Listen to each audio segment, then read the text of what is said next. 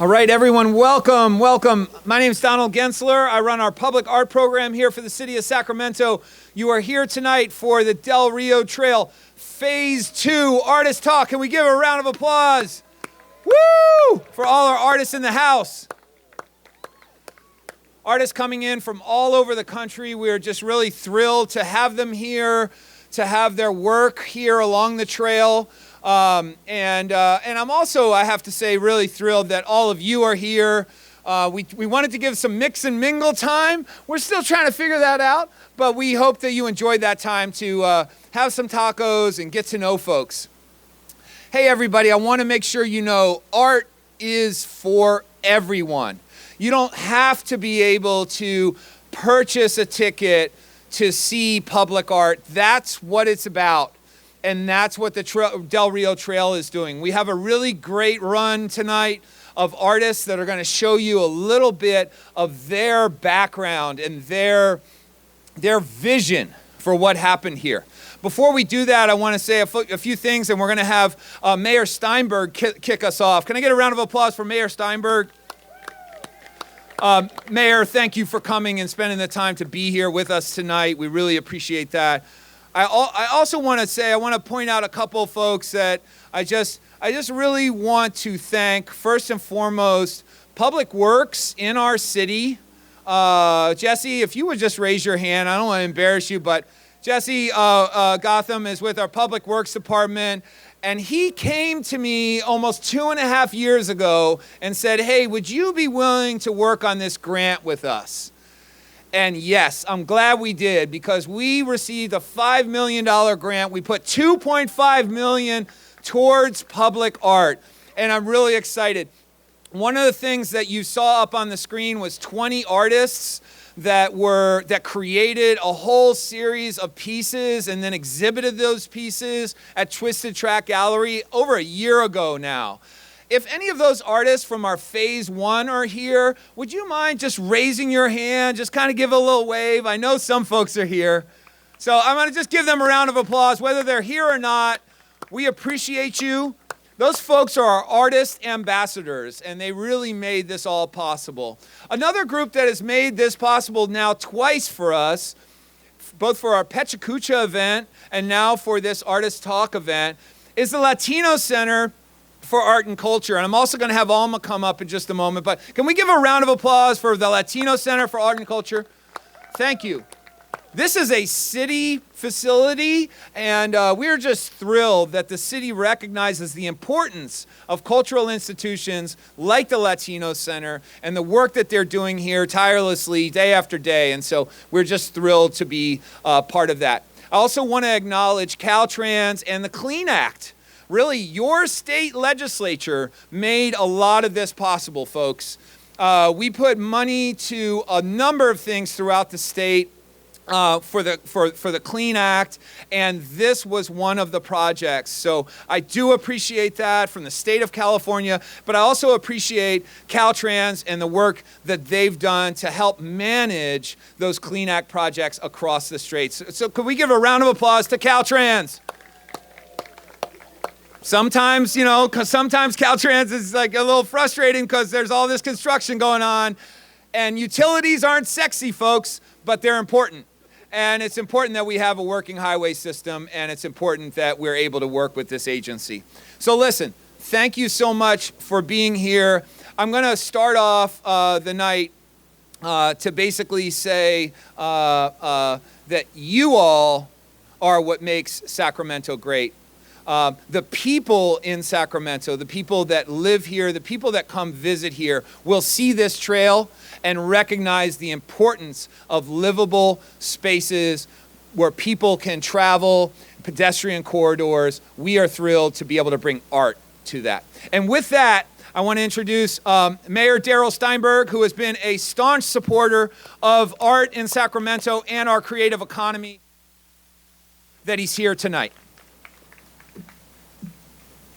Thank you, Donald. Thank you so much. And thank you for leading our public art movement in Sacramento with such passion and with such great impact. Really, so glad you are in Sacramento and that you are applying your passion to making this city and our community better. I wanted to just come out tonight to express in my last month as mayor how happy I am to see the creative economy booming so much in our city. You know, yesterday we made a big announcement about another chapter in our growth of professional sports. And that's a good and a great thing. And you know, everyone loves the sports and the Kings and the Republic and all that, but excuse me if you've heard this before, but I really believe, I know it in my heart, even though I'm not an artist myself, that a great city prioritizes the creative economy and creative people as much or more as we prioritize the athletes and the sports. It's really true. And so, in some ways, maybe this beautiful project is a combination of everything that we love, because it involves the opportunity for those who love to bike and to run and to walk to be able to access this 4.8-mile trail and to be able to traverse through all of the diverse neighborhoods of our city and to be able to do so at their own pace and to stop and to see the wonder of public art, to be able to think about the history of our city, to be able to focus on all the beauty that surrounds us, but also how our history compels us to change some of what needs to be fixed. This is the combination of everything that makes me, and I know makes so many, love our city. It's the beauty of the outdoors, the wonder of nature, physicality, creative people, and art. And of course, I'm glad, Don, you mentioned the Latino Center, because this is about our diversity and about embracing all of the different cultures and people that make Sacramento such a beautiful, beautiful place to live. We have a lot to teach the rest of this country, and I know it's a rough week to even refer to anything like that. But I believe that our immigrants, our refugees, our diverse community makes us so much better and stronger, is represented in every part of the place we call home. So have a great and wonderful time tonight and tomorrow. Thousands and thousands of people are going to use this trail over time, and they're all going to have their own unique experience and talk about it and enjoy it. That's why we're here tonight and why I'm so grateful to all of you. Thank you to the artists, especially those of you who live here, and those of you who live elsewhere but have seen Sacramento for the way all of us who live here see it every single day. Thank you. Thank you.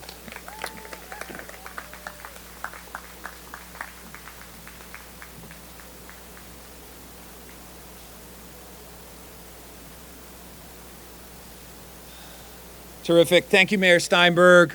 I wanted to give a chance. I'm not sure. She's been working the bar back there. Alma, are you anywhere nearby? There she is. Listen, folks, we are being hosted. The Latino Center is hosting us. We have to bring Alma up here to say a few words. I want you to hear about what the Latino Center is doing and what's coming up. Alma, would you come up? There's some stairs there. I haven't been using them, but yeah. Come up and say, yeah, absolutely. How much time do you have? 3 minutes? 4 minutes? Yeah, just as long as you need. All right. He said it. He said it. Now, I just want to give you all the warmest welcome to the Latino Center of Art and Culture. We're honored to have you all here. It's an honor for us to have this space be used and activated by our artist community. That's what we're here for. And I was learning as I was working the bar that folks are also coming from not just Sacramento, but Los Angeles, San Diego. I'm sure there's other places from around the state of California. So if I may have like maybe 3 more minutes, I would love to do a quick activity. I know you're all sitting down and you're enjoying your drink, but given the fact that we have a beautiful artist community from California, I would like for us, and I always say folks who come to the Latino Center of Art and Culture have to leave a little more connected, a little more inspired, and with more information.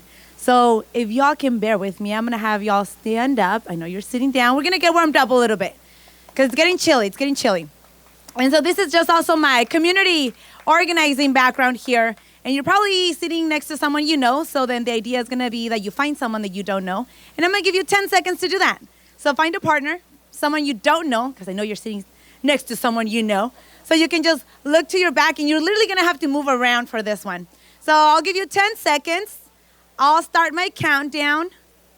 Find a new partner, and I trust that you will find someone you don't know. 10. Find a new partner, someone you don't know. 9. 8. 7. 6. 5. 4. 3. 2. 1. 0. Okay. I trust that you all found a new partner, someone you don't know, or having had a chance to talk to even while you're working on this project. So this is what we're going to do. Amongst yourselves, you're probably already introducing yourselves, which I love. You're going to look at your partner, and then between you two are gonna decide who's wearing the most black, just because it's kind of dark for us to see. So between you two, you decide which partner is wearing the most black.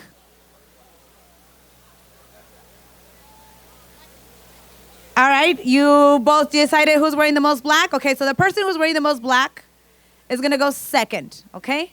So the person wearing the least black is going to go first. It's going to be a super quick activity. So I'm going to give you all a minute and a half.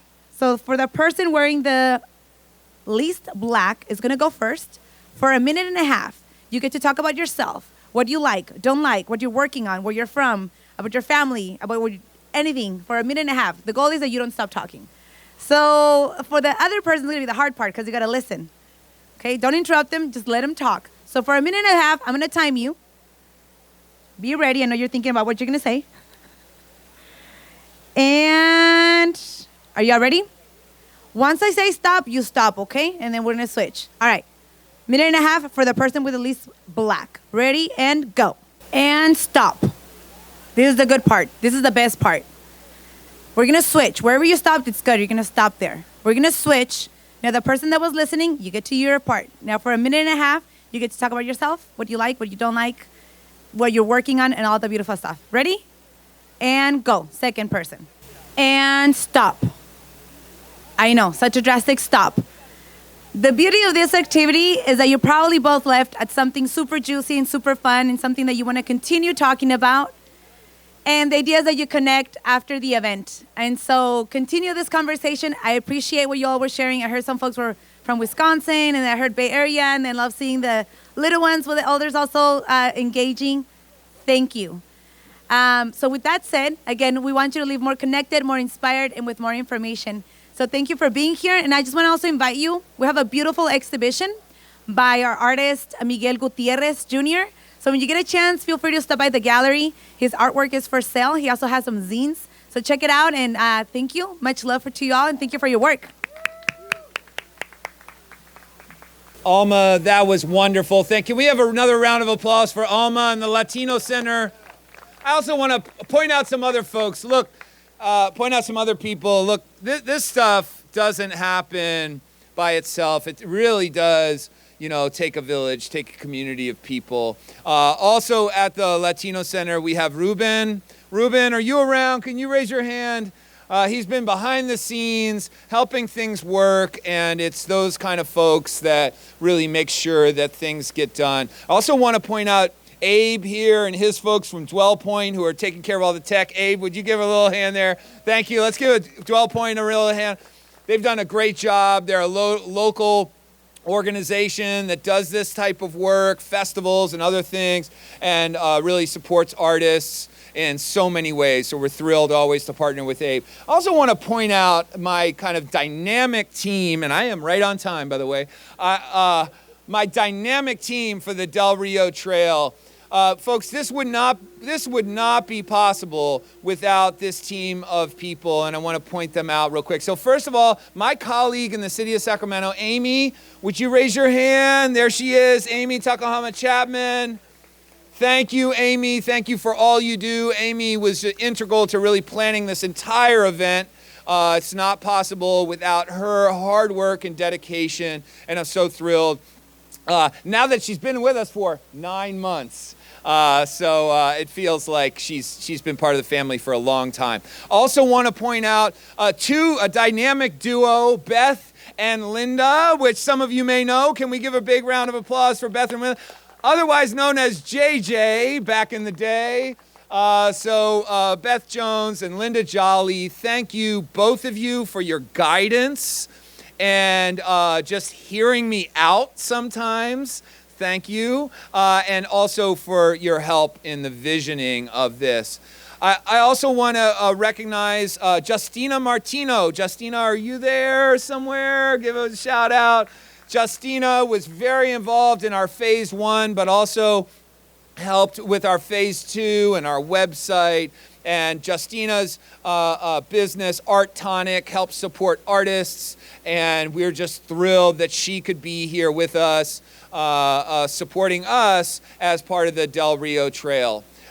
There are countless other folks who have helped us along the way, and I'm so thrilled that many of you have been participating. We had a number of neighborhood organizations up and down the trail. I have to say, the one neighborhood organization that has just been there always when we need them has been the Southland Park Neighborhood Association. Can we give it up for Slipna, please? And I know there's some Slipna folks in the crowd. You guys, you're always there, ready to help, ready to make this trail a huge success. I thank you from the bottom of my heart. This would really not be possible without your support. So thank you very much. But again, it really takes all of you to believe in what art can do and what the power of public art can do. And with that, I want to get to what we're all here for tonight. Besides the mixing and mingling and popcorn and margaritas, whatever else, we're here to hear from these artists. These are visionary artists. There was a pool of over 120 applicants, and these artists received a phase 2 commission, either for a wayfinding piece or a gathering space piece. And I'm just so thrilled that they all made the effort. I know it was particularly hard for some of these folks. Life gets in the way. There's things that happen. We did have one artist who unfortunately at the last minute ended up having a surgery and is not able to be here with us today. But I'm going to be introducing each of these artists as they come up. And I want to give a round of applause first overall to these 7 artists and artist teams. Thank you all so much for your work and tireless dedication to this dream of the Del Rio Trail.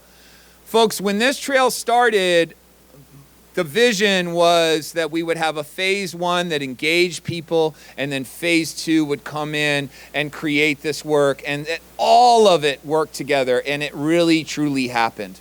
So with that, we're going to get started. We are going to start on the north end of the trail, which is at Riverside Boulevard and Darnell Way, essentially, with Stephen Glassman and Stephen Glassman's studio. And so, Stephen, if you'd like to come up, would love to have you come up and tell us about your work and about your project.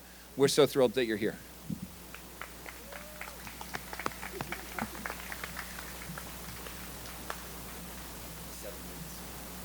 What? Really? Yeah, 7 minutes. Really? Yeah. Really? Oh. Okay. All right. Okay. 7 minutes. Well,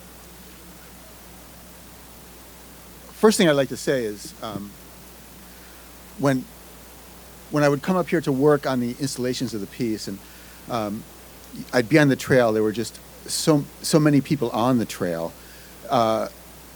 and this trail is important because it's the first major significant park that's been done here since COVID, and the safe outdoor spaces became premium in value during COVID, and we all know why. But it's so enlivening to be in a public space, sharing space together, finding art, sharing creativity. The sphere of culture and creativity is so much greater than the sphere of politics. And the more that people can be out together in their imaginations, the better the world is going to be. So I didn't realize I had 7 minutes, so I'm going to go super fast. Next slide, please. So I think of my work as drawing in space. Next. And drawing through space and the power of the gesture to transform what we know as solid object. Next. Working in public really is a deliberate choice of mine. It allows me to use the social fabric as a raw canvas. Next.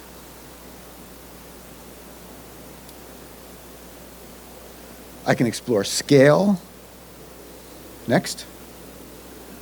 Take one's eyes to the sky. Next. Deal with a scale that's larger than what you can measure, but scale of context. Next. So I think of as I said, my work is like drawings in space, and I found a fallen feather, and the feather inspired me to create essentially brushstroke in my drawing, in my sculpture, bringing just this sort of calligraphic gesture. Next. Which evolved into these tensile sort of amalgams of brass and light and enamel bamboo and feathers, which intentionally really occupied the space of chandelier, which is the kind of the space of spectacle in our private architectural worlds. Next. And I brought a painterly dimension to my drawings in space. So it's been said that a work of art has a greater intelligence than the maker of that art, and in working with these feathers and sort of just intuitively and creating these installations, I became aware of a dimension that was greater than the sum of the parts. Next. Next.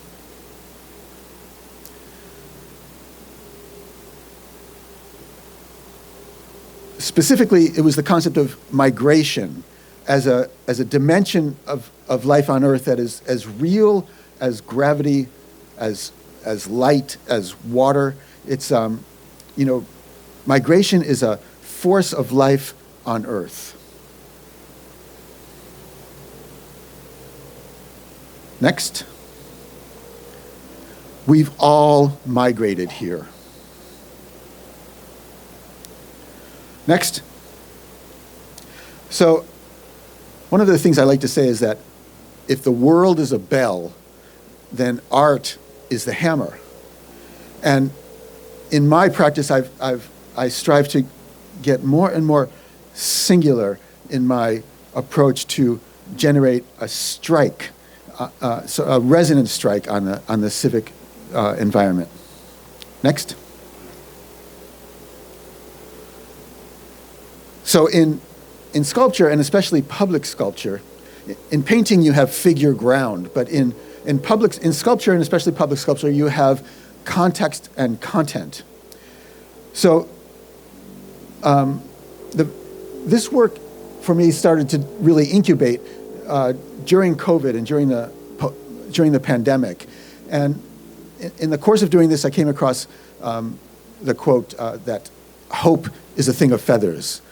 And it gave me a sort of meditation with which that sort of carried me through the pandemic. And I I thought about the universality of this of feathers, how they permeate every culture into myth and mythology, magic and the mundane.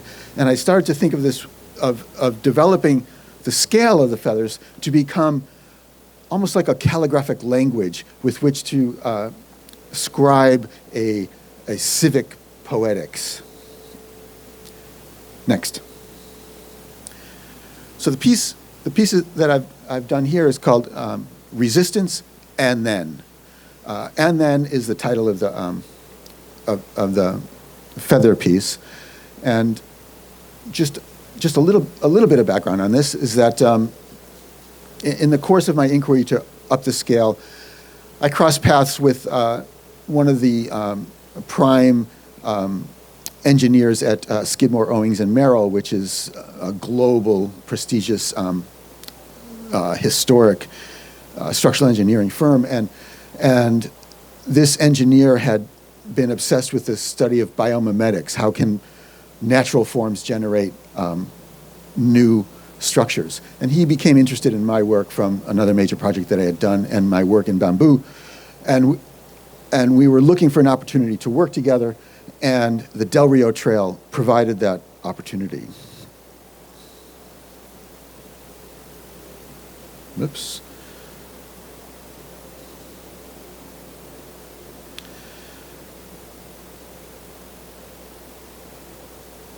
Let's see. So, next. So, we went into my studio went into a series of studies of really analyzing what it is to actually create, well, to create a great work of art. I think the key to that is to create a really intriguing problem, to create a beautiful work, you need a beautiful problem. So the problem I invented, was how to recreate the translucency, the life, the structure of a feather on a large scale in stainless steel. So that went through a series of studies of, microscopic studies of what holds feathers together, and then generating them as gestural drawings. Next. That were done, intuitively, gesturally, and digitally, so that we could run forces through the form and create a piece that was of maximum scale and minimum material. Then generate the pieces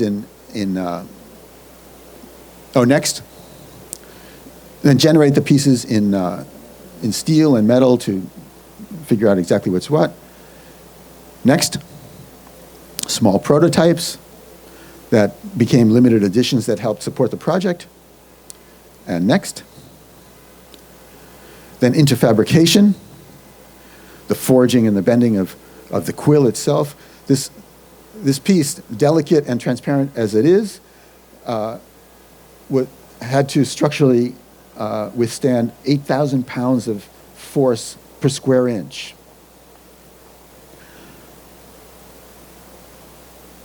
Next. And then the full-scale rolling, bending, labor, polishing, etc. of the feather vane itself. I've had a long relationship now with the company Milgo Bufkin in New York, and they were key partners on this. I think that something that's unique in our studio is that really at the moment of even just the first brush stroke, there's the notion of structure, fabrication, buildability. So it's really this kind of very fluid conversation of a very close group of friends. Next. The mast and the mounting and the foundation and all that dirty work. Next. Installation, when all this stuff flies through the air. Next. So the piece lives in the course of in the course of the day, in the light of the day, changing, constantly flexing with the wind, always a different piece, no matter how you encounter it.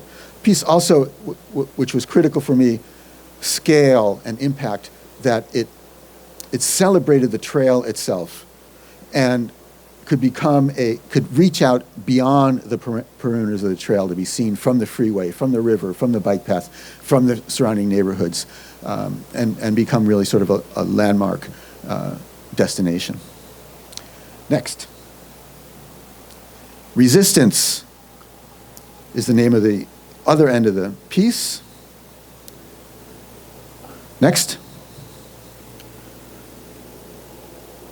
So you have the feather to the north, the boulder to the south, about a half-mile south.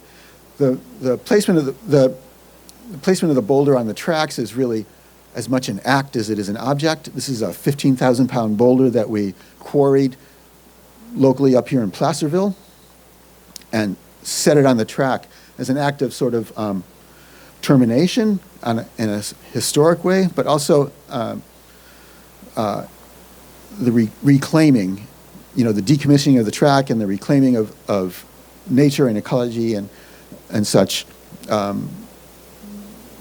It's an act that reverberates with that. Next.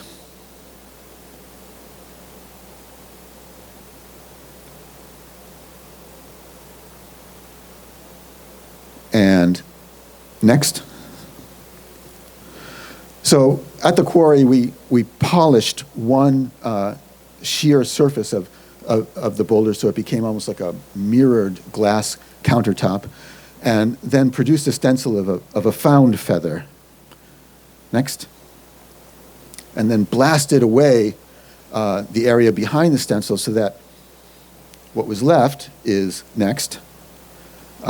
Just this image of a feather, but it's not a dyed image. It's actually one. It's both the feather and both the steel feather and the boulder feather achieve their color and their pigment only through the process of polishing. So we never have to worry about maintenance or foreign materials or anything like that. Next. So resistance and then is a singular piece that, let's see, I'm sorry.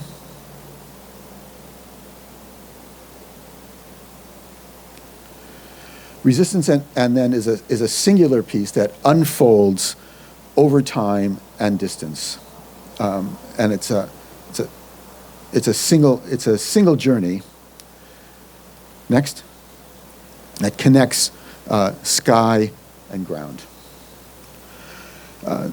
Once again, the larger concept of this project is that this is a feather that the feather transcends time. It's a single feather that contributes to a tumbling swarm of feathers. Next image, please. Next image, please. In a global wind, in a shared atmosphere. Thank you.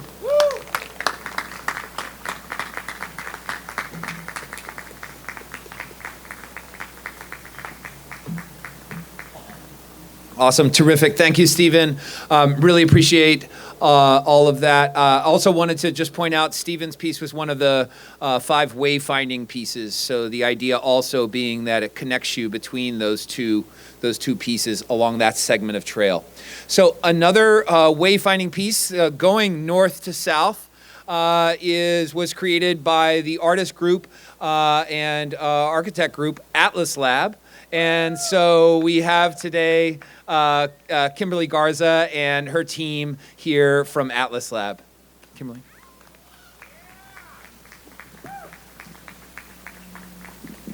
Good evening, everyone. My name is Kimberly Garza. I'm founder and principal of Atlas Lab, and I'm joined by my team member, Brenna Castro-Carlson. We are a team of 5. We're a Sacramento-based practice. We do landscape architecture and we do public art. So if we can go forward, I'm going to give a thumbs up just to keep us moving along this evening. Sorry, I'm not seeing it on. Next slide. You can go to the third.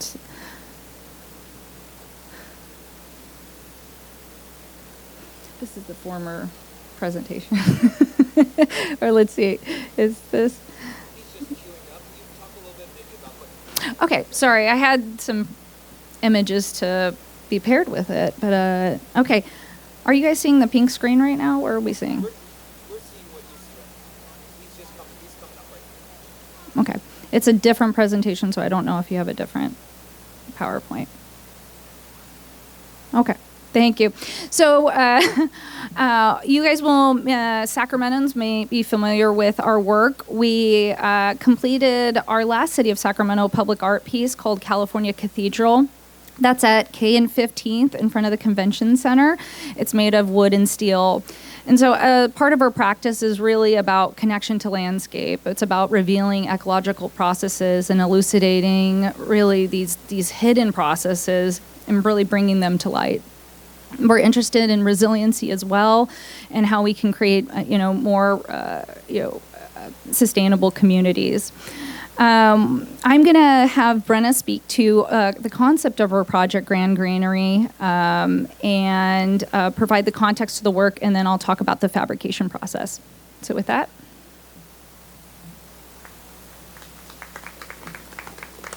Okay, hello. Hi, everyone. So our piece is actually a sculpture in 5 parts, and the whole of it is entitled Grand Granary. As Kimberly mentioned, it's really inspired by a careful ecological study of the trail, which is part of a much larger network of urban wilds in Sacramento. And part of our intention with this piece is to also invite the viewers to take a closer look. So I'm going to talk a little bit about some of the urban ecology that we see on the trail, because I think that sometimes when you're taking a closer look, it helps to know what you're looking for. So I will start, and I'm not sure which slides are next, so maybe we can go to the next slide and maybe it will be what I'm about to talk about. Okay, great. So what is a granary? A granary is a storage structure for nuts and seeds. Humans have made granaries out of, I think maybe we could also go to the next slide. Yes, great. A number of different materials in a staggering array of forms, from simple clay pots all the way up to the kind of complex automated silos that we have today. And this has been happening as long as we have been eating food, basically. And the next slide, please. Animals also participate in this process of gathering and storing food. I think it's maybe sometimes kind of easier for us to think of our way of doing it as more sophisticated. But if we take kind of a closer look at some of the behaviors of these animals, we can actually learn a lot about how they think, how they plan for the future, and how they understand the world. Because the act of gathering and storing food, it's something that we do in times of plenty in preparation for times when resources are scarce. So it's inherently an act of planning and thinking about the future. So a couple examples. One that you'll see on the left side of the slide is the acorn woodpecker. So this is a bird that gathers mostly acorns and stores them all in one place. This is a behavior that's called larder hoarding, making a larder or a pantry. And so they'll take, a dead tree and basically stuff it full of more acorns than they could possibly ever eat. And they keep a really careful watch on this. They defend it fiercely, and they will even rearrange the acorns as they dry and shrink throughout the course of the season to make sure that everything is in the perfectly sized slot and it's not going to fall out. It's pretty complex. On the other hand, there's another behavior that's called scatter hoarding. So this is something like squirrels and scrub jays. Basically, throughout their entire territory, they disperse seeds by burying them in the ground. I think for a long time, scientists thought that squirrels find their nuts by smell. But they've actually found that you can watch a squirrel follow the same route from one acorn to the next. So they build actually a mental map of their cache. Next slide, please. And one of the things I think that we are really interested in is seeing how this process of, animals doing this, us doing it, is really the same thing. And that it happens in really novel and sometimes surprising ways in the places like these urban wilds where we are sharing space with the plants and the animals. Next slide, please. So it might be, acorn woodpeckers shoving their acorns into a satellite antenna or the wall of, between the drywall of your house instead of into a tree. Or it might be people gathering and storing building materials under a tree. So it's really important to see ourselves as intimately connected with this process and with the environment where it's occurring. Next slide. And at the foundation of this process is the trees themselves. So this is really the keystone of the ecological process. The trees are producing nuts and fruits as part of their own reproductive cycles, and that is really the foundation for a food web, right? This is food for all the animals. It's also, they're providing habitat, and they are the granaries themselves at times, as we've talked about. And next slide. And each different species does this in their own unique way. And that's one of the ways that we think it's super fascinating and kind of endlessly fascinating to take that closer look. This is a sampling of some of the bird species that you might see along the Del Rio Trail if you look and listen carefully. Next slide. And the next. And then what's really the crux of it is that this is not a one-way relationship. This is not just us and animals, gleaning and benefiting from something that trees are doing anyway. This is actually a process that the trees rely on. They're having their seeds carried and buried, not just in the immediate vicinity where they might have fallen anyway, but for miles around. Scrub jays will carry an acorn like 2 miles and bury it somewhere else. And it is not a coincidence at all that they bury it at just the right depth for it to sprout. Next slide. So we really want to think of and pull on the threads of this story of mutualism and coevolution. And, it's something that you can see in the movement of birds and animals along the trail. It's something that you can see in the forest tending practices and acorn storage practices of the Nisenan people who are indigenous to this area. And it's also something that you can see in the really staggering array of different types of trees that are along the trail, whether it's native valley oaks, non-native cork oaks, or even kind of escaped agricultural species like almonds that are just spontaneously popping up along the trail. Next slide. Okay, so I'm about to hand it back to Kimberly. So I'll just say that our intention with the Grand Granary is to give shape to this process, and also as a way of, us seeing ourselves as part of this larger story of interconnected relationships between animals, people, trees, and the land that we all share. And as I mentioned, we want to invite the viewer to also take that closer look. Great, thank you, Brenna. So for this project, we selected 5 tree species. We did the valley oak, the interior live oak, coast, and cork. As a species, we really wanted to highlight, and so we strategically placed them along the trail to adjacent to those trees. So as you're going along the trail, you'll stop and notice and be able to bring more awareness to the tree species around you and be able to identify them. So go to the next slide, please.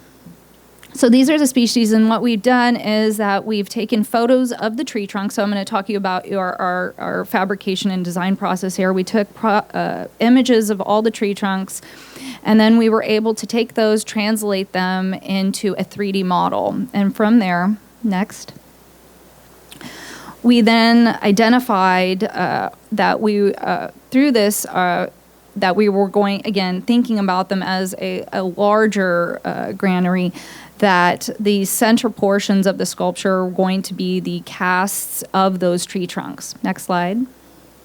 And so here's just a snapshot of that fabrication process. We essentially have steel, top and bottom, and that portion, the center portion area, is where the bronze panels are placed into. Next. So here's an image of that. It was really great. We essentially, again, took photos of all these bronze pieces that you're seeing along the trail are of exactly the trees that you see there that might come and go, right? And so here's just a highlight of that 3D process where sand molds were then 3D modeled, and then the bronze was cast onto them. Next. And so here they're in the raw form, working with our fabricators.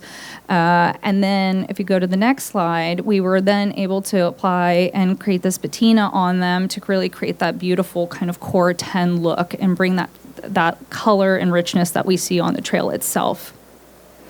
So next slide, then we brought them to on site. As you can see here, we've highlighted the tree species. Botanical name is written on each of the sculptures themselves to help ground you and be able to have everybody be able to identify these trees in the future. Next slide.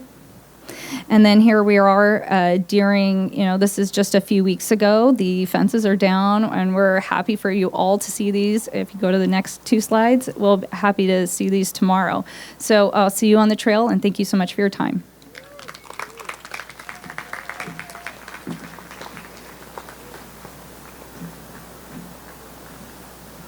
Thank you, Atlas Lab. I really appreciate that. I also want to just point out that this is an outdoor museum, and I love that idea that you'll see new things over time. And I think that the Atlas Lab piece, speaks about that also. Each time you come, you see something different about the work.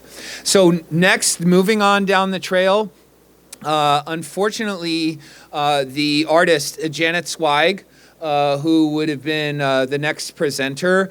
We had all kinds of stuff happen through these 2 years. And one of the things that happened is that Janet broke her foot. And so that was a challenge because she's based in New York. And so we just figured it out. And unfortunately, she has had to do a surgery on her foot, and it just happened this week. So Janet prepared a video for you all, and I'd love for you to watch that video. And then we want to reserve a little bit of time for Q&A. And of course, Janet won't be here for that, but we do want to have a little bit of time at the end for Q&A. So let's go ahead and watch a video for Janet Zweig, and the piece that she created was Two Collectors. Greetings, everyone. I'm really happy to be making this recording for you, and I'm really sorry I can't be there, but I want to tell you about the making of the piece for the Del Rio Trail. First, I want to show you a few past works that might relate to it. So I'm going to start with this very first public piece I ever made. It's called Your Voices, and it was for Walton High School in the Bronx. Let's see, I thought it's public art. I need to make it out of bronze. And right away I wanted to make something interactive. So I made this piece, 12 bronze boxes, like suggestion boxes for the students of Walton High School. I first started the project in 1994 and installed it in 1997. Had the boxes cast at Johnson Atelier in New Jersey, and I guess the motivation for the piece was that the students didn't seem to have a place for their voices, so I made these boxes with words on them like suggestions, ideas, worries, obsessions, problems, concerns, etc. And the students seemed to really like them, and the idea was to publish them in the student newsletter. Then coming to a piece that I made, I guess the last piece I installed before the piece in Sacramento, called Inter-Imaginary Departures. It's a quite complex piece. It's a whole boarding room for the Austin Bergstrom Airport in Austin, Texas. It's between gate 12 and 14, and it's the Infinity Gate. It has FIDS boards and a ticket machine and a whole room with carpet that intersects the room that exists at an angle. So you can see on the left side here where it's intersecting, the chairs intersect, the carpet is on a slant, the ceiling is on a slant. But while making this piece, I made several parts out of bronze, and that was really exciting for me. The ticket machine is out of bronze, and the legs of the chairs that intersect the existing benches are bronze, and I got excited about using bronze. So that brings me to the piece I made for the Del Rio Trail. It's called Two Collectors,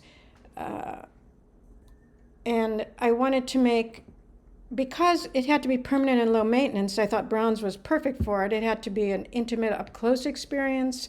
I wanted to make something kind of hidden, a thing of wonder and discovery, a gathering space, or a place for private contemplation. And I wanted to really make a celebration of all the trees in the Sacramento area.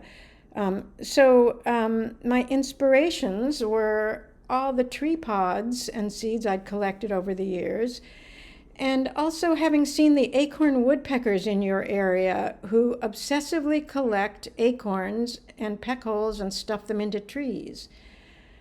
So those were my two inspirations. We made renders. Kyle Hittmeyer and I worked on these renders, and he actually scanned in some of the pods. And this was our rough idea. We first thought of putting it in the woods, but that seemed not quite feasible. So instead, we put them at the 35th Avenue lawn, a little park, where the piece sits now. It's at 35th Avenue and Park Village Street. We were helped to collect and identify seeds and pods from some friends and neighbors in the greater Sacramento area, and especially the Sacramento Tree Foundation, and thanks to Pamela Frickman Sanchez, the education program manager. And we used the California State Capitol Tree Collection Catalog a lot, but we made a huge Google chart, and Pamela collected some of the pods, Shelley Willis collected some, I collected some, and friends and neighbors collected some. And this chart, Pamela identified what each of the pods are. I have the chart, should anyone want to see it. And these are just 3 little sections of the chart. And only if they were native to Sacramento did, and this is the yes column, did we use them. Here is a collection of some of the seeds and pods we wanted to use. We couldn't use all of them because some of them were just too small and fragile, but this is over here in my studio.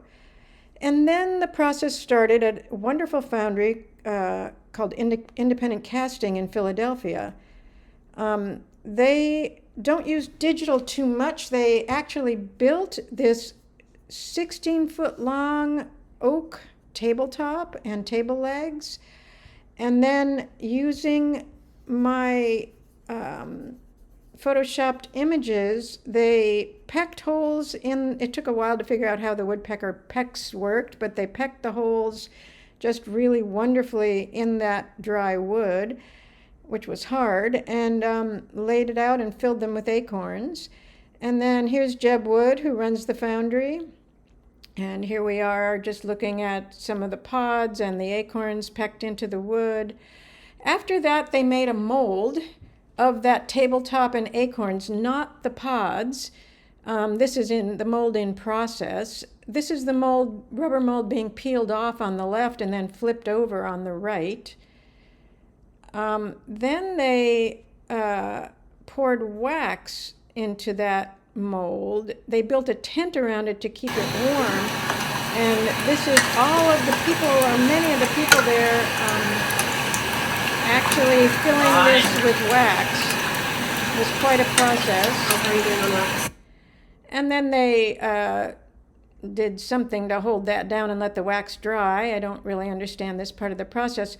And then when the waxes came out, the wax positives, as they cut them into 12 pieces because they couldn't cast one big giant piece.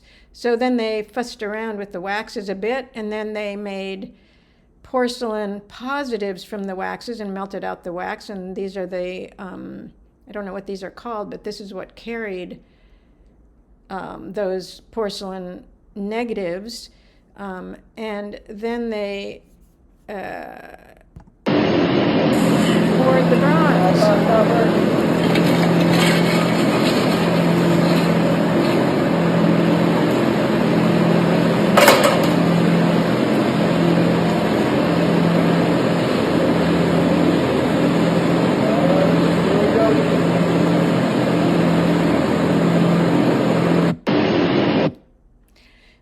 bronze pieces came out, as you see on the left, they had to put them together seamlessly. So they welded them together and then did what's called chasing to get them get the seams to be invisible, which I think is the most magical part of the process.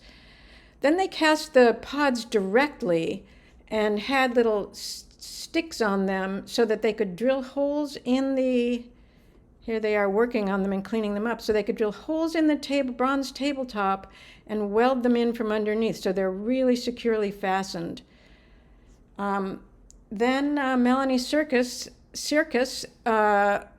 put a patina on it. Here's part of the patina process.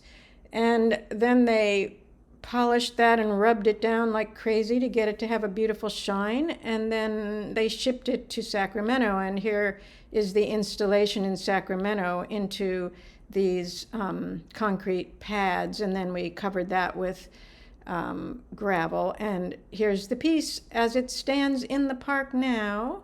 And I hope you'll go and visit it. I'm sorry I can't be there, and I hope you enjoy it. Thank you.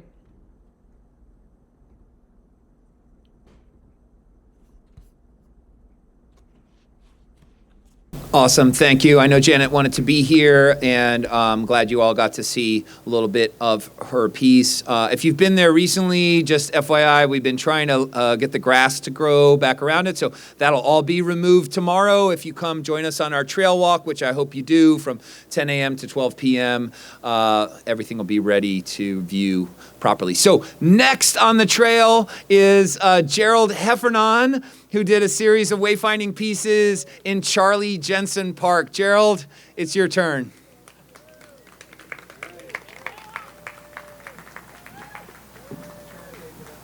I'm gonna help you, bud. You got it. All right. Oh, good. It reminds me of who I am here. Guess we're not going to be able to see the... All right, well, just put up the first slide. I'm going to jump right in, not get into too much prologue, and start with some of my past work. This is Bullman and Bulldog, and it's obviously a kind of a pun and a play on, the contrast of a man with a bullhead who has a bulldog pet, that the bulldog that's meant to control the bull. And this is in downtown Walnut Creek, and the fun part of this project was that it was all there. I didn't have to look at drawings and speculate what it might look like and get frustrated because there was never enough information. It was all there, and I decided to have something that would contact the light pole, and worked it out. The only thing that's different is the base, the brickwork there, and so it's bronze. I guess I didn't mention that. It's bronze, and it's mostly patina, but there are some painted automotive paint elements on that. The people in Walnut Creek have a lot of fun with this thing.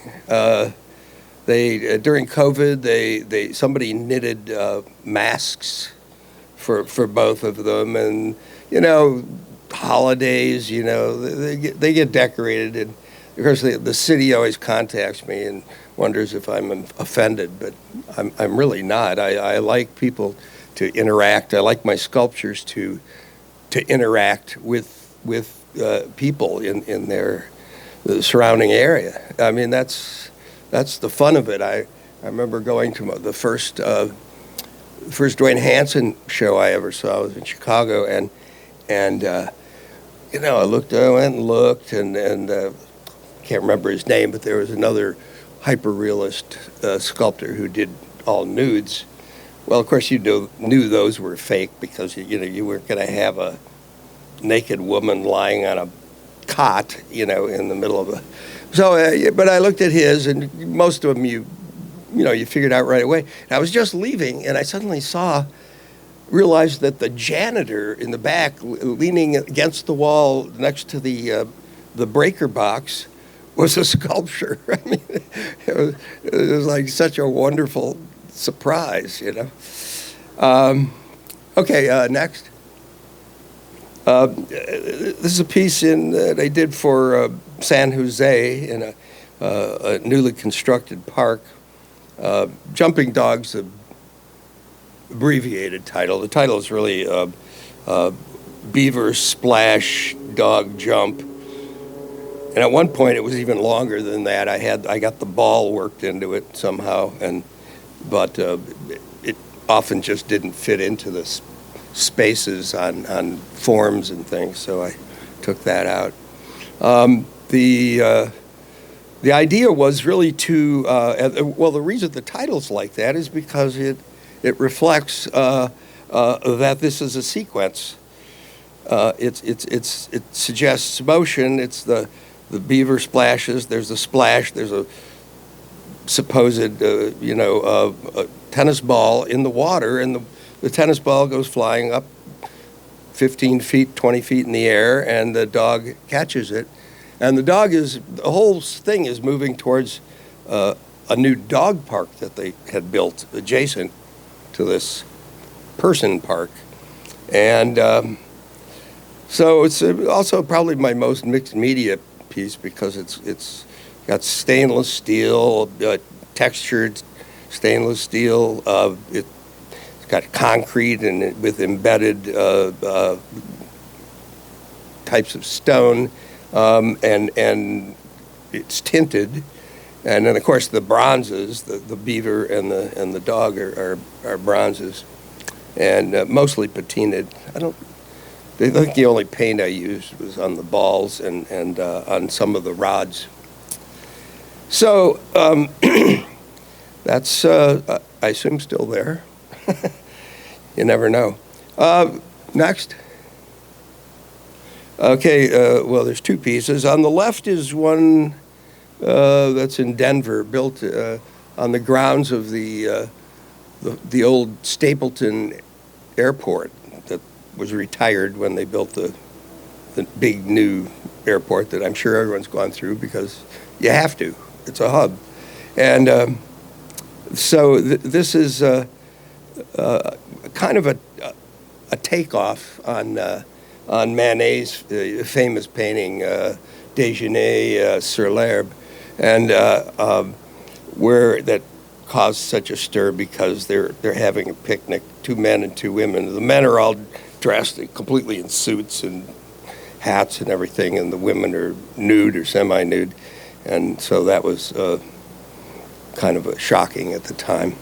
And, well, it would be kind of shocking now, actually. But so here we've got the two dogs. The female dogs are kind of in the center, the foreground and background, and then the male dogs are off to the side. It's not the exact same arrangement as painting, but it does the job. That's all I can ask is, it does the job. That's not don't have to shoot too high. The great thing about this photograph was we were in the middle of the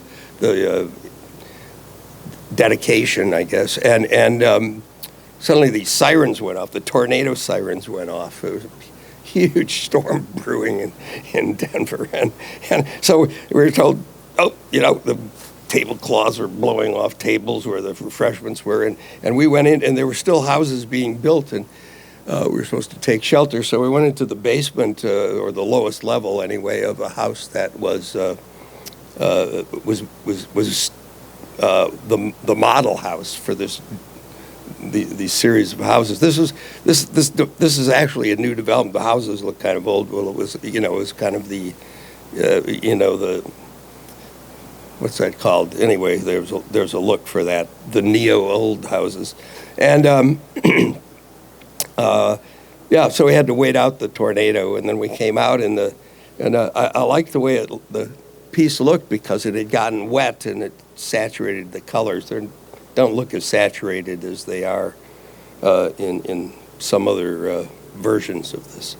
The one on the right is one called Tango Deer, and it's bronze, of course, and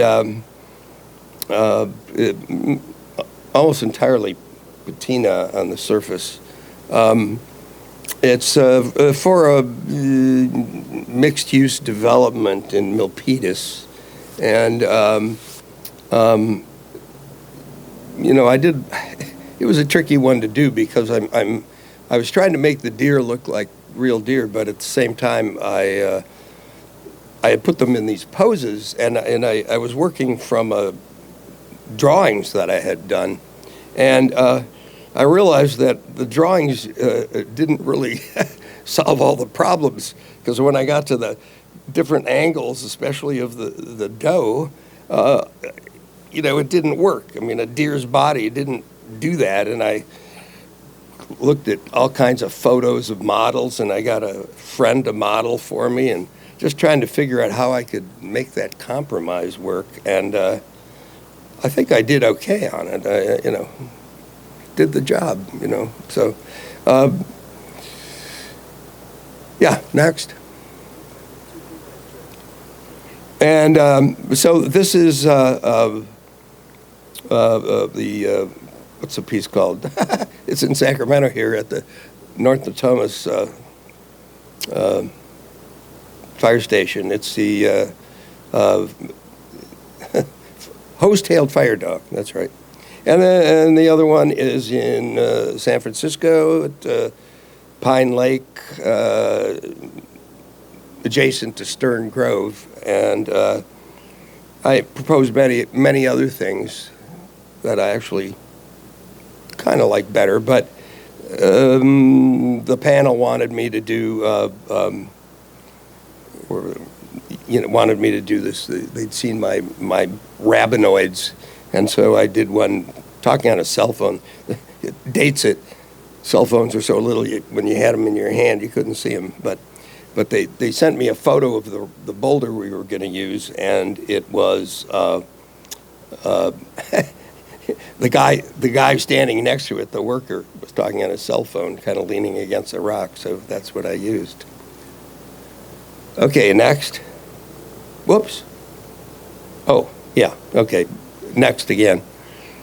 These are some of the process things of the hummingbird giganticus that is along the trail there in Charlie Jensen Park, and it's these are clay pieces. They're still in the process. They're not finished. One inside my studio and one outside, and. Yeah, I wanted to, well, if this was the only piece I was doing, I would have figured out a way to make the wings, actually move or create some kind of flutter and transparency, but that wasn't in the budget. Next. And there it is, as it looks now in the park. It's right at the very beginning as you enter Charlie Jensen Park. And it's a combination of patina and some painted elements. I have a lot of hummingbirds in my backyard. My backyard's a kind of a jungle and it's always blooming year-round. More so in the warmer months, of course, but still in the winter. And so I have a nonstop supply of hummingbirds coming there, which makes me very happy. I like to feel like I'm creating habitat on my property for bees and hummingbirds and butterflies and all the little fauna. Next. So these are some of the pieces at the foundry that are in pieces. There's two pieces of the cork that we'll come to later. Teddy bear also coming up, and I'm not sure what the fourth piece is in back of the teddy bear head. I think it's part of the teddy bear, but then there's something else in the middle of it. Anyway, that's just raw bronze. I think some people think that bronzes are just, they look like they were cast in one piece because, of course, when they clean up the welds and everything, it's so called chasing the weld. It looks okay. Okay, so yeah, that's it. That's just raw. So okay, next. This is again clay, the clay version of the teddy bear, and teddy bear and dog, but the title is really Planet Teddy Bear. Next. And there it is as it appears, except that actually this photo was taken before the blue tint was put on the base. And, people think this is whimsical, but I think it's one of my most frightening sculptures, personally. They don't realize that a whole planet of teddy bears could come down on them, land on the planet and overwhelm us, and we wouldn't even know what was happening. We wouldn't know if the teddy bear in our child's room was real or an invader, interplanetary invader. Okay, next. The flying frog. It was, I don't know what I was thinking. I guess, there's an expression about, when frogs fly. And so here's two of them in clay, one in my studio, one at the scanner's studio. Next. Here's a flying frog finished in bronze, and it looks very tiny in this photo, but it's not very big. It's about 3 feet long. And that's enough. I'm getting rushed out of here. Next. It's the final one, cork and snake screw. Originally, it was just a cork, and I because there's a grove of cork oaks behind there that I don't think very many people even paid attention to, but I love cork oaks. There's some in Davis that are old and beautiful, most beautiful trees, and then. It was sort of decided that maybe I needed to add an animal to this, so I decided a snake would make a nice corkscrew. Next. And there it is in its finished form. Again, bronze and patina and paint. While I was working on this after it had been installed, on a day of about 106, guy came by and he said, "What is that, an upside down garbage can with a snake coming out of it, or what? What? Oh, I see. Oh, it's like make work. Yeah. Oh, okay. The city's paying. Oh, yeah, make work." And anyway, I was like, yeah, whatever. Okay. Yeah. Right. That's exactly what it is. Nobody would employ me doing anything else, so they have me making giant corks.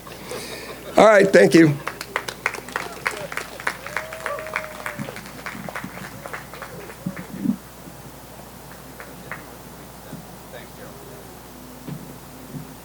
All right, terrific. Thank you, Gerald. I appreciate that. Next, on down the trail, and we are just going north to south, folks. I know it's a little bit cold, so bear with us. If you need to get up and move a little bit, we've got to have Alma come up and instruct us in another movement thing, but we want to keep things moving. Next, we have Adam Frank with Wayfinder, and we'll be wrapping up the last 3 pieces here. So, Adam, please.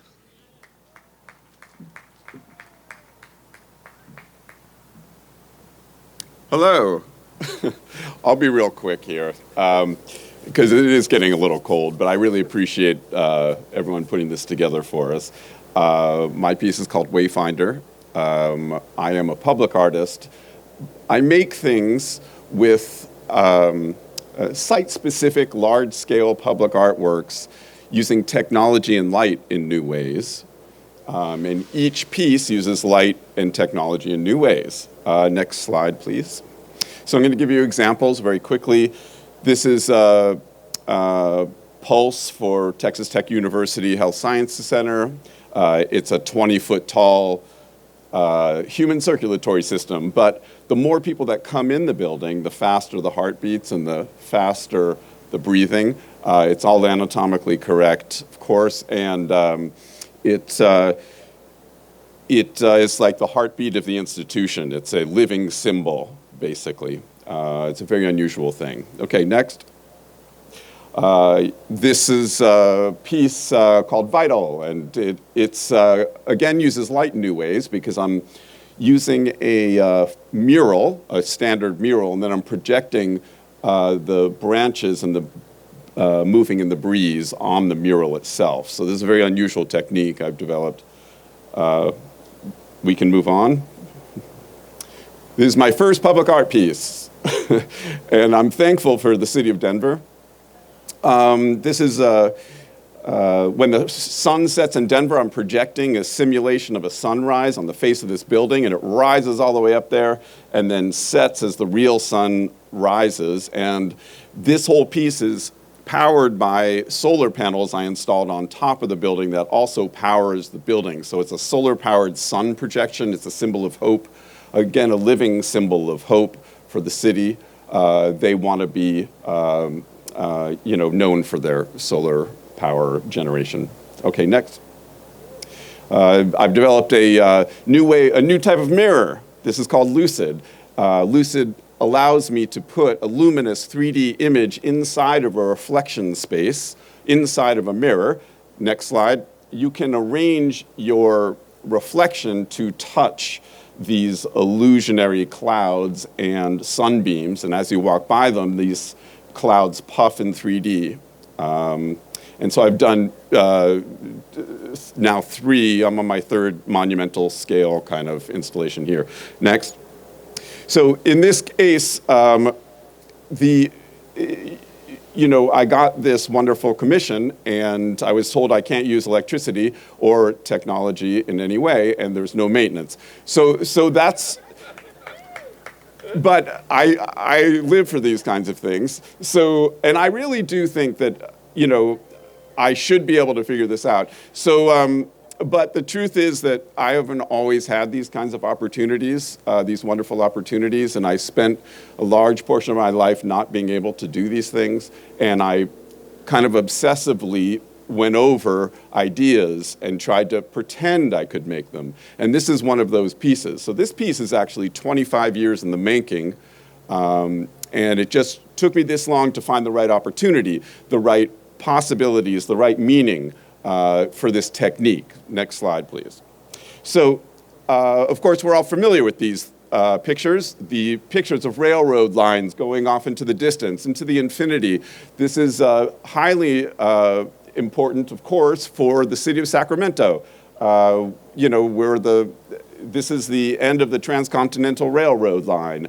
The railroad line actually created partially Sacramento and California. It is progress. It is our image of the West, of the infinite potential of the West. And this is what I wanted to make for the trail, again, being as site-specific as I possibly can. Next slide, please. So this is Wayfinder, and Wayfinder is a railroad track that connects us to the infinite. It's a two-way, it connects us to the infinite. It allows us to perceive the infinite. That's what I was going for. Next. It provides, the trail with this kind of tangible icon. And you can see it here in a longer form. What I'm using here very quickly is force perspective, of course. You've seen force perspective used in many ways. This is a very unusual usage of force perspective in 3 dimensions. So each dimension, as it goes up, gets smaller and smaller and smaller until it reaches a point about 30 feet in the air. Next.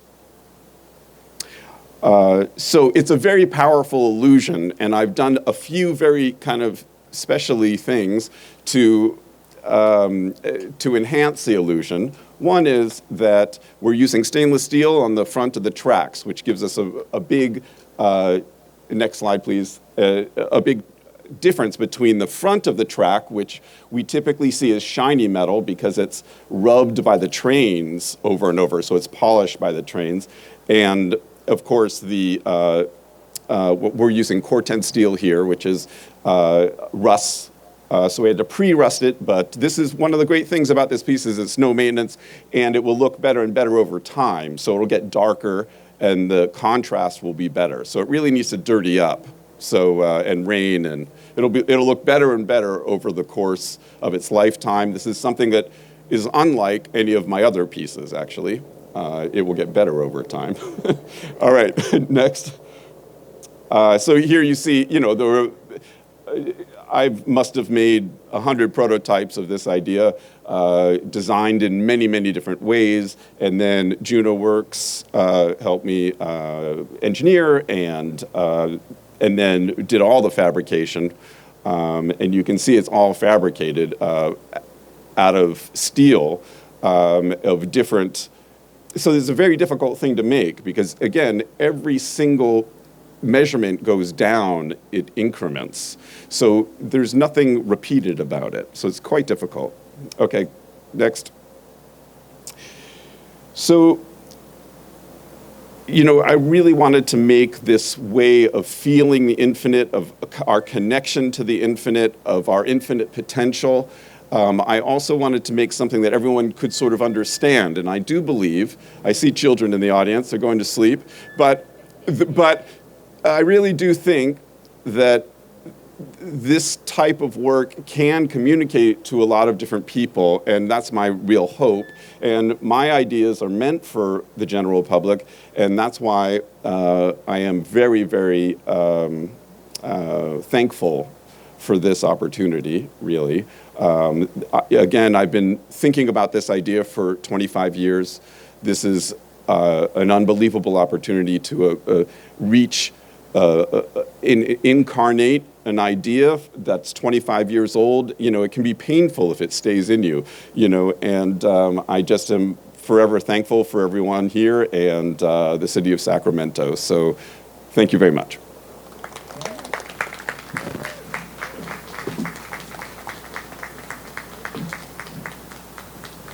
Terrific. Thank you, Adam. And really, Adam's piece sits near the intersection of Freeport and Pocket Road.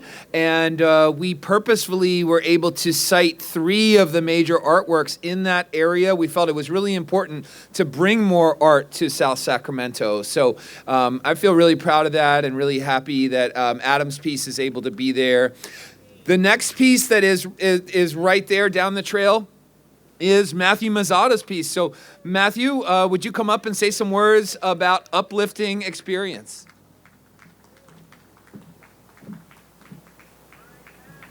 All right. Wow, it is freezing cold. I know that. Everybody is sitting out here. Congrats. So successes all around. I know this is a really cool project for this community, all these new artworks. I've talked to a bunch of locals. We saw people bike riding and everything. So I think that everybody is loving this piece, the whole project. I want to call out just a couple things. My brother, his wife, and my parents are here.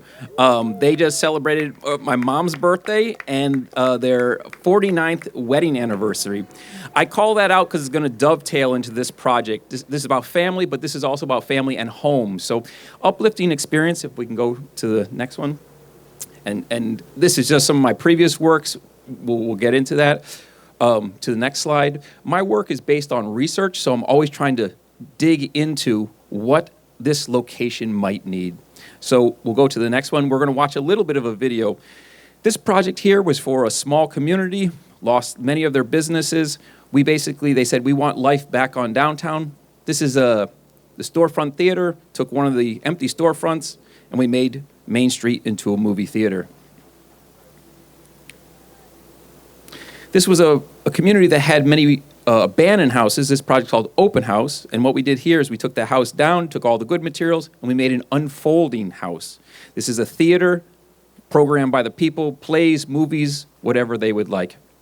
Here we have Harm to Table, a project that serves food made of natural elements that are leaving that community due to the climate change over the next 20 to 40 years. So I work with scientists and chefs on this, so you're actually eating the last of a landscape here. This is a table that is mobile, 2 musicians on the end, everybody serves themselves. This last one is called Cloud House. It's a rain harvesting device. Rain comes down, gets stored in the basement. If you sit in these 2 chairs, well, here it is. It rains, collects in the basement. However, when you sit in the chair, a pump comes on, brings the rainwater up into the cloud, and it rains on the tin roof. So it's a sound piece. Basically, it's talking about what produces the food we eat. Okay, that's some of my previous work. So, Meadowview, Freeport, and Pocket Road. Continue. So, the first thing I thought, the river. This is interesting. We'll continue. What comes from the river? And I thought maybe some wind, maybe some water. So we're going to go through the next, let's say, 4 slides kind of quick. This is just the corner. And so what I was thinking with the corner was this is going to be highly visible. What can we do with this? Continue. And this is it before anything. So, yep, we're looking at nothing right now. But there will be something here. Okay, and continue. You can barely see it here, but here's the corners. Can you guys see that little pink dot there? That's where I located this piece, and the front of it, this front face, faces the intersection. So we'll be able to see this in the last video of the project, or the last slide, but that's the orientation. Continue. I just want to talk about this for a second. So I interviewed the community and the councilwoman, and some of the things that came from those interviews, and let's see if I can read this. The intersection needs something that is life-affirming and uplifting. So people connected with that. They said, listen, our community needs something that feels good for us. Then the thing that they identified was that houses are the place where people hang out and express themselves. You can hear mariachi music or spiritual ceremonies, all in people's backyard. So they were really talking about the diversity of this neighborhood. And actually, that was one of the key elements of the neighborhood is they said, we actually like our diversity. There's all these people. You can have smells out of the backyard. You can have sounds out of the backyard. But everybody's programming their own house. And so it said people break bread in their backyards and have various types of parties going on all the time. And what happens in your house is your identity. So it was really all about we're all different, but we all have spaces where we can become ourselves. So the house became the main focus of this, the home. We can continue. The other art element was this, and I don't know if everybody knows this. These are pretty cool photos of Sacramento. It says this artwork honors Sacramento's history and infrastructure developments to prevent flooding. In the 19th century, streets and buildings were raised several feet above the original ground level as a precaution. So I guess I found these and I was like, that's pretty interesting that there was enough water to flood everything, and maybe it came from the river. We can continue. So here's the river here, and I was really interested in some of the wind from the river. We can continue. Some initial sketches. We can continue. Maybe. Okay, yep. This is and maybe some of you have seen this. So ultimately what this is the house shape lifted up about 15 feet. It's made of individual turbines. I think there's 206 of them. Down below is an area where you can sit and swing. So I wanted to actually, on this bike path, have a moment where you could have a little bit of rest. But also, this is lifted up because that corner gets so much traffic. I wanted something that people could see right away, but also something that was dynamic and moving and brightly colored. We can continue. The artwork uses hundreds of brightly colored spinners to create a sculpture in the shape of a house. When the wind passes through, the elevated house responds with a playful and dynamic motion, reflecting the rich life within each home. And it's made of steel, wool, and polypropylene. We can continue. That's it going together. And then I think this last one is actually a video that I shot today. Some of my family members that I mentioned here are in it. So if we go to that last slide. Let's see if this works. And what I've been told is that I think the project's all done now. The final swings are in, and there wasn't a lot of wind today, to tell you the truth. You can only see some of them. But that's, this is on the corner. We were just there for a short while, and there was bike riders going by, people. So people are invested and excited about this project. There's the swings below and the seats.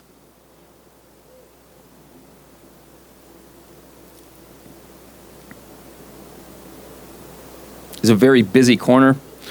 Dad and Mom.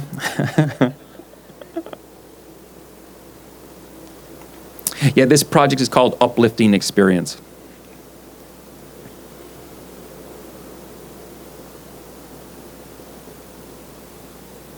I would love to see it on a windy day, I guess. It's nice? It's true, yeah, it's dynamic.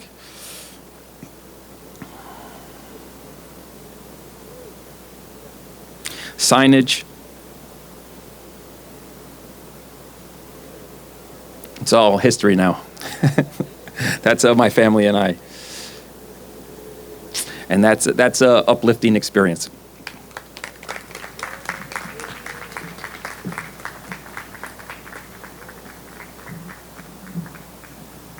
Thank you, Matthew. Terrific. I want to remind everybody, come out tomorrow. These artists, really just can't thank enough for all the effort to be out here, get a chance to meet you all tonight, but also tomorrow on the trail from 10 a.m. to 12 p.m. They'll be kind of stationed at their individual pieces. So we'd love for you to come on out, have a bike ride on the trail. So last but certainly not least, Jonathan is here from Singer Studio, and I'm thrilled. Thank you all for sticking with us in this cold. Could I just for a moment, though, you want to do that? Yeah, okay, great. Yeah, absolutely. I promise to be brief. Thank you, everybody, for sticking out with us on this. So I don't know, what are you seeing? Okay, so I'm seeing what you're seeing? That's how it works? All right, great. Because I can't see anything with the light in my face. So, Singer Studio was founded by the sculptor and printmaker Michael Singer. His early works he referred to as, I spent 7 years playing in the woods, making them look like what they're supposed to look like. Next slide, please. Pretty early on in his career, he was extremely successful in the art world. He had one group show at the Guggenheim and one single-person show at the Guggenheim. This is back in the late 70s and early 80s. And he was smart enough to realize, I'm like in my mid-30s. It's all downhill from here. I need to do something else with the rest of my life. He started doing other work as an artist. Next slide, please. He spent a lot of time developing his craft of working outdoors with nature, exploring ecology, exploring nature. Next slide, please. But he continued the practice of also doing work that fits into indoor spaces. He hasn't been pushing any of this type of fine art work for a really, really long time. I think the last piece of art he sold was well over 40 years ago. He was doing this for fun as an experimental laboratory for his actual practice, which is much more commercial and much more public. Next slide, please. Just to rattle off a handful of projects that we've done together over the last 20 plus years, starting in the top left, Sculptural Garden in the Denver International Airport, Concourse C. If you ever fly southwest through Denver, you probably saw it. Going clockwise to the right, Sculptural Garden at the entrance to the U.S. Embassy in Athens, Greece. On the right side is a small piece of a really large recycling facility in Phoenix, Arizona. The New York Times called this the Guggenheim of trash. Center in the bottom is actually a sculptural garden in Germany, in Stuttgart, Germany, that cleans water coming from polluted streams that converge at the location. And the bottom left is actually a relatively recent project at the International Airport in Austin, Texas. Next slide, please. Our studio doesn't do quote unquote just art. We actually use art in other processes as well. Design, landscape design, urban planning and design. We do some planning consulting on a totally different scale, and these are just samples of other types of projects that we've done. Top left is a report that we put together for planning the boyhood home site of W.B. Du Bois, if not the philosophical father of the civil rights movement in this country. The center is a part of a collaborative research project that we did, developing strategies for housing for adults that are living with autism spectrum disorders. And on the right is a cover for a report that we did for the first ever community-based planning process in the Commonwealth of the Bahamas on the island of Eleuthera. Eleuthera is a really interesting place, not just because Lenny Kravitz has a house over there or Celine Dion, but because actually it's the first place in the Western Hemisphere that had a free community of formerly enslaved people of African descent living in it. The first actual free such settlement in the Western Hemisphere. Next slide, please. Most of the public art projects that we do try to have some kind of interaction that plays on the line between nature and culture, between people and the environment that we live in. This is Queens Plaza in New York City. I could talk about each one of these projects for about an hour and a half. I'll spare you that. Queens Plaza in New York City, it's one of the first, if not the first, municipal-owned piece of land in New York City that was designed to handle its own stormwater on site. One of my favorite pictures is on the one on the top right, when the space is actually used as an outdoor classroom. And you might see this in some of the other slides. Next slide, please. We got to design the whole downtown waterfront of West Palm Beach. And part of that are these public docks that you're seeing in the water. This is a project I talked about for about 3 hours, not just an hour and a half. The center dock actually has built into it an oyster reef and mangroves. And what you're seeing at the bottom left is an example of what happens when a child actually sees oysters in action. Each oyster cleans 50 gallons of water a day. Clearly, this is not cleaning the Fort Worth Lagoon estuary, but it gets people thinking about what the ecology is doing, right? Next slide, please. This is a sculptural interaction that cleanses 150,000 gallons of stormwater on the campus of the Coconut Creek Casino of the Seminole Tribe of Florida. It uses ecological means and mechanical means to cleanse on-site stormwater retention that otherwise would just be putrid. Next slide, please. And this is a project that we're actually still working on, the Marine Living Structure Initiative, where we developed our own ecological concrete that is 75% recycled content and less than 50% the quantity of Portland cement typically used in concrete. However, it's more than twice as strong as usual concrete, and it attracts life to grow on it underwater. So initial installation you're seeing at the top, and on the bottom right you're seeing what it looks like only 6 months later. This is the first generation of the design. The second generation is going to start fabrication in the next couple months. On the bottom left, you're actually seeing some of the testing that we did at Triage Hospital for Coral in Florida, where we got to work with them to experiment in developing this concrete to make sure it was truly ecological. Next slide, please. I'm here with my son, Zakai, who would like to introduce the project. He got to do the bike ride today and check out everybody's work. I guess. Welcome to Avian Gantries. All right, thank you. Welcome to Avian Gantries. So, thank you, Zakai. So the idea with the project is to reference the history of the place, but also look again at the interaction between culture and nature. We did quite a bit of research using the unbelievable resource of the ornithology lab at Cornell University and a lot of their citizen scientist programs. The core idea is that nature is not something you have to travel to experience. It's in our backyards. It's in our neighborhoods. By accepting the fact that urban ecology is something that has value and not just the pristine and the sublime way out there having value, but if what we have right here is of value, then more of us can interact with it, more of us can learn from it, ultimately a generation later leading to better policies, right? Next slide, please. These are some of the most prevalent urban birds in this portion of California. The ones marked in red are the ones that are experiencing a population decline, typically population decline because of lack of shelter. So we figured, maybe we can help them out. Next slide, please.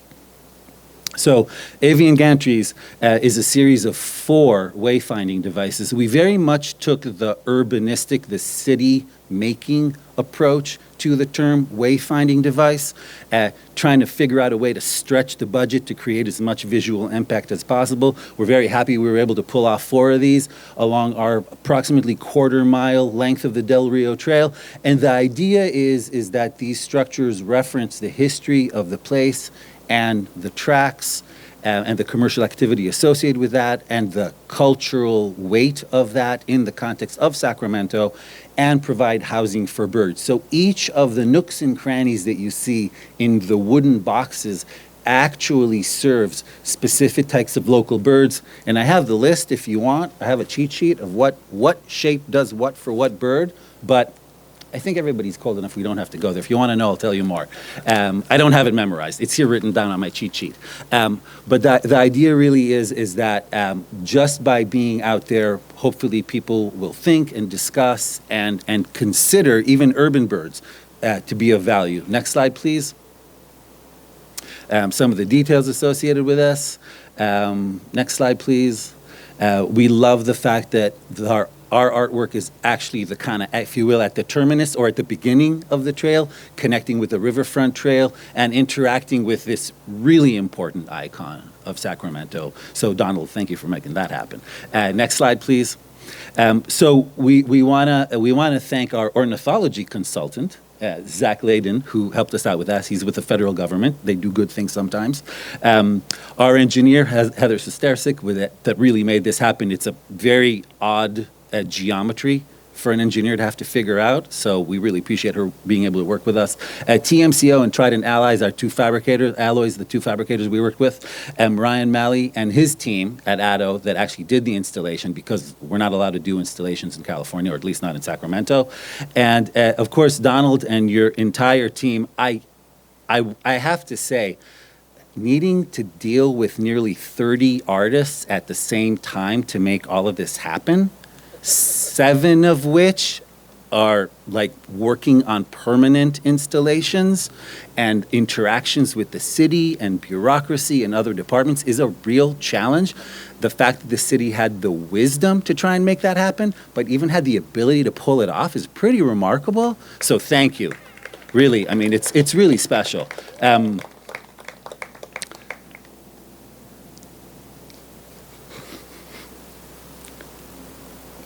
Sorry, I lost it for a sec. And the reason is I'm also thanking Michael Singer, who founded the studio and passed in March. It was like family. Worked with him for over 20 years. And if it wasn't for him, we wouldn't have this project, right? So it's very special to have this project be the last project that Michael saw into fabrication. He actually touched the first samples. He approved everything. Thankfully, Michael was a very generous collaborator. We've been working in a partnership with a few other people for well over 2 decades. And everything is set up for the studio to continue and advance his legacy. But thanking him, I think, is worthwhile. However, the most important person here is that little girl on the bicycle, right? And hopefully she'll look at those birdhouses and she'll see birds, and it'll inspire her to be a decision maker that makes our world better. Thank you.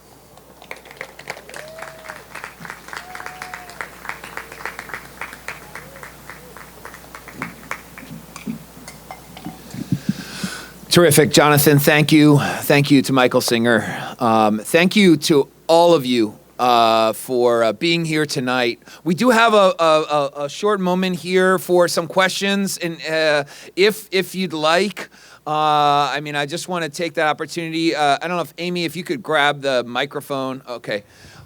Is there anybody that I know it is really cold and it's gotten a little bit dark through the night. So, but I just want to take the opportunity in case there's any burning questions. Of course, you can also ask them tomorrow between 10 and 12. But any questions?